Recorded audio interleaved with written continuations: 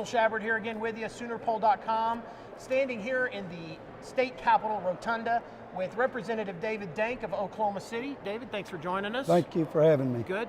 Got a question here and want to see what you think of it.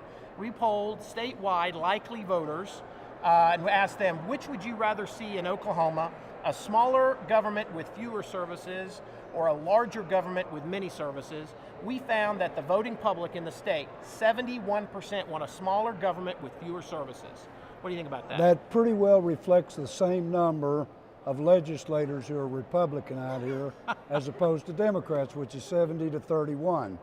We made a commitment to the people that we would reduce the size of government, that we would reduce taxes, and that we would make these promises come true in the next couple of years. And if they don't, the people should fire us. And so we are going to reduce government.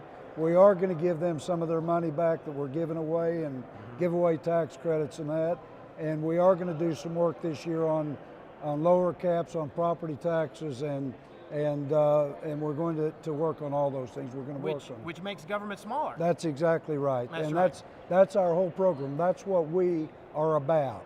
Right. And that's less government and lower taxes. So you think that this is a mandate? You think I that this do. is? And that I in the do. last election was a mandate for this. Right, I do, and I think it's a golden year for Oklahoma and for the Republicans in the legislature. Right. We have big majorities in the House, the Senate, and the governor. Right. If we don't do it, if we don't reduce the size of government, if we don't lower taxes and that, then we don't get rehired. You mentioned the 70-31 also split in the House, and it's ironic that it's very close to that. Exactly. Is it really a Republican-Democrat issue? Are there any Democrats that are for smaller government? They are, but not to the extent that we are. Right. You know, the Democrats have had their chance. They controlled state government since statehood, virtually all three levels. In some cases, we'd get one to the governor's office, but Right.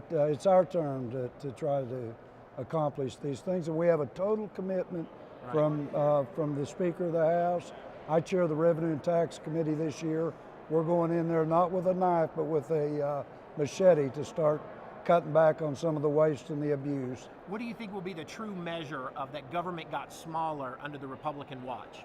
I think the fact that we're not going to raise taxes, we're going to lower taxes, and we're going to make the agencies cut back on what they're doing.